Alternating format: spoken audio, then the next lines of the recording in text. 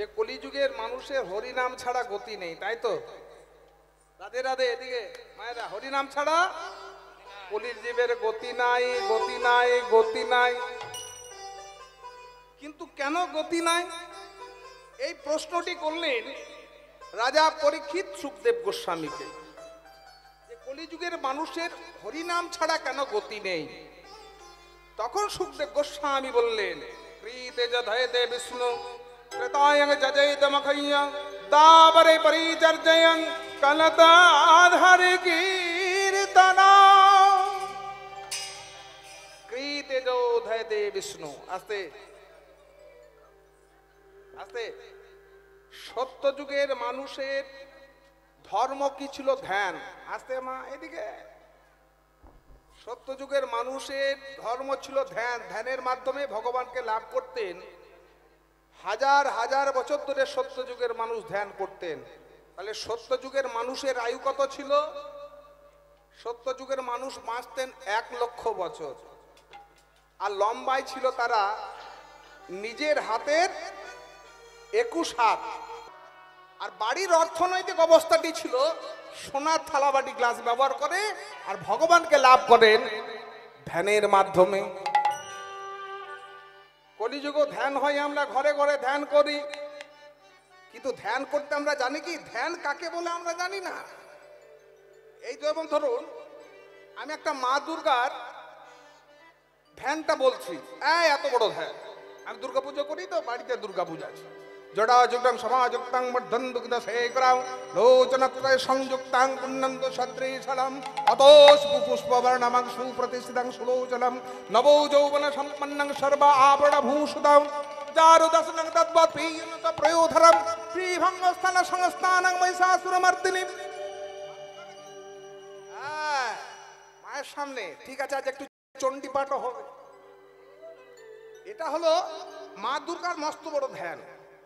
তাহলে এই যে ধরুন ধ্যান মানে কি, আমি ধরুন মা দুর্গা ধ্যান করছি, এই যে মন্ত্রটা মন দিয়ে শুনতে হবে। জড়াজুটাং সমাযুক্তাং, নয়ন মুদিত করে পদ্মাসনে মা আমার জটাজুটো দ্বারা আবৃতা।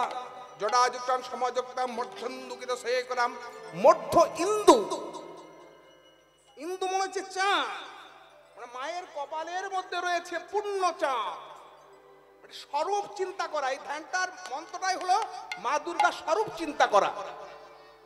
আবার মা কালীর যদি আমি ধ্যান করি, তাহলে মা কালীর স্বরূপ চিন্তা করা। কিন্তু আমরা ধ্যান করতে জানি কি? কালকে একটু বাড়িতে কুলদেবতার সামনে, ঠাকুরের সামনে পদ্মাসনে বসে চোখ বন্ধ করে ঠাকুরের ধ্যান করবেন, দেখবেন সংসারের কুচিন্তাগুলো মাথার মধ্যে কিলবিল কিলবিল করছে। সংসারে কুচিন্তা, মেয়ের বিয়ে দিতে হবে, ছেলের চাকরি হলো না, আয় সংসারটা চললো, যা ঠান্ডা পড়েছে আলুতে না ধোসা লেগে যায়, যার যেমন চিন্তা। তা ঠাকুরের সামনে আমরা স্বরূপ চিন্তা করব কি? এ সংসারে যত কুচিন্তাগুলো মাথার মধ্যে কিলবিল কিলবিল করে। তাহলে কলিযুগের মানুষ ধ্যান করতে জানে না। সত্যযুগ শেষ হলো, এলো ত্রেতা যুগ। ত্রেতায়ং যজেতে মখয়্যা। আর ত্রেতা যুগ আসতে মানুষের আয়ু কমে গেল 1,00,000 থেকে, এই যে এদিকে 1,00,000 থেকে একটা শূন্য বাদ দিলে কত হয়? এই ছেলে, তোরা বল, পড়াশোনা করছিস? 10,000 বছর। আর লম্বায় সব যখন কম, সব কম হতে শুরু করেছে। লম্বায় হয়ে গেল নিজের হাতে 14 হাত ত্রেতা যুগের মানুষ। আর বাড়ির অর্থনৈতিক অবস্থাটি হলো রূপোর থালাবাটি গ্লাস ব্যবহার করে। আর ভগবানকে লাভ করতেন যজ্ঞর মাধ্যমে। কলিযুগে ঘরে ঘরে যজ্ঞ হয়, গৃহ প্রতিষ্ঠা, গৃহ শান্তি লেগেই আছে, ঘরে ঘরে যজ্ঞ। আমার জীবনে 3 বার যজ্ঞ হয়ে গেছে। 3 যজ্ঞ ব্রাহ্মণ বলে না, একবার অন্নপ্রাশনে বইতের সময়, তৃতীয়বার হলো বিয়ের সময়। 3 যজ্ঞে ব্রাহ্মণ। কিন্তু জানে, কলিযুগের মানুষ যজ্ঞ করতে জানে না। কোথায় যজ্ঞ করতে হয়? বেদ খুলে দেখুন, উপনিষদ খুলে দেখুন, বলা হয়েছে পবিত্র স্থানে আপোড়া মাটিতে যজ্ঞ করতে হয়। কিন্তু কলিযুগে পবিত্র মাটি নেই, তবু জোর করে বলছেন যজ্ঞ করা হবে, নদীর বালি নিয়ে এসো। যেখানে কোনোদিন আগুন স্পর্শ করেনি। বলছে কলিযুগে পবিত্র মাটি নেই কেন না, কলিযুগের মানুষ মাছ মাংস খায়, তার হাড় কাটা সব এদিক ওদিক ফেলে আমিষ ভোজি। তাহলে কলিযুগে তো কসাইখানাতে ভর্তি চতুর্দিকে, তাহলে কলিযুগের পবিত্র মাটি পাবেন কি করে? তাই কলিযুগের মানুষ যজ্ঞ করতে জানে না। যজ্ঞর ঘিটা দেখেছেন? এইখানে কেউ দশকর্মার দোকানের মালিক আছেন? কেউ আছে দশকর্মার দোকান ভান্ডারের মালিক? তাকে জিজ্ঞাসা করবেন, কিংবা মোড়ের মাথায় দশকর্মার দোকানে যাবেন কালকে। আচ্ছা দাদা, ওই ঘিটার দাম কত? 600 টাকা কেজি। আর পাশেরটা? এত দামের ফারাক কেন? একটা 600 টাকা কেজি, একটা 1000 টাকা কেজি। কেন এত ফারাক? না, 1000 টাকাটা হলো আমাদের খাওয়ার জন্য, 600 টাকা কেজিটা হলো যজ্ঞর ঘি। যেটা দাম কম সেটা দিয়ে আমরা ভেজাল ঘি, তো সেটা দিয়ে ভূষ সাহা, ভূর্বস্ব সাহা। যজ্ঞর ঘিটা একেবারে নাকে দিতে পারবেন না, এতটাই দুর্গন্ধ। সেই কোম্পানিকে বলিহারি যায়। মানুষের খাওয়ার জন্য সুন্দর স্পেশাল ঘি তৈরি হচ্ছে, আর যজ্ঞ দেওয়ার জন্য ভেজাল ঘি। কলিযুগের মানুষ যজ্ঞ করতে পারে না, জানে না। এই ত্রেতা যুগ শেষ হলো, এলো দাপর যুগ। দাপরে পরিচর্যায়ং। দাপর যুগ আসতেই মানুষের আয়ু কমে গেল। 10,000 থেকে একটা শূন্য বাদ দিলে কত হয়? 1000 বছর। লম্বায় 14 অর্ধেক, নিজের হাতের 7 হাত। আর বাড়ির অর্থনৈতিক অবস্থাটি কেমন? কাঁসার থালা বাটি গ্লাস ব্যবহার করে। আর ভগবানকে লাভ করতেন দাপর যুগের মানুষ পূজা অর্চনার মাধ্যমে। কলিযুগে পূজা আছে, ঘরে ঘরে পূজা, তাই না? পয়লা বৈশাখ গজাননের পুজো, আর বছরটা শেষ হয় চড়ক পুজো দিয়ে।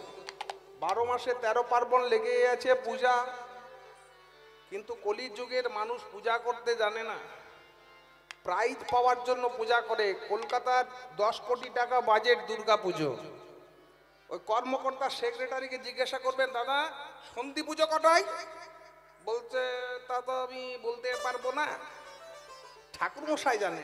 আচ্ছা দাদা কটা প্রাইজ পেয়েছেন? 220টা। কি করে প্রাইজের সংখ্যাটা বাড়ানো যায়, কি করে লোক বাড়ানো যায়, সেদিকে কিন্তু ধ্যান জ্ঞান পুজো কর্মকর্তাদের। আমাদের ভিড় বাড়াতে হবে, কিন্তু পুজোর থেকে যে কৃপা পাওয়া দরকার সেটার দিকে লক্ষ্য নাই। পূজা কাকে বলে মায়েরা? বড় বড় মন্ত্র বললেই কি পূজা হয়ে যায়? হ্যাঁ, বাহ, ঠাকুর মশাই দারুণ মন্ত্র বলছেন, খুব পূজা হচ্ছে ধুমধাম করে। পূজা কর্তার অর্থ হলো পয়ে পবিত্র হর্ষয় উপাচার, বর্কি জয়ে জপ, আকারে হলো আচার। পবিত্র উপাচারে জপ আচার। কলিযুগে সব থেকে বড় পূজারী হলো পরম পুরুষ শ্রী শ্রী রামকৃষ্ণ ঠাকুর। তিনি কোনোদিন মন্ত্রের দ্বারা পূজা করেননি। ঠাকুর মশাই কি বলতেন? পরমহংসদেব নেমা খামা।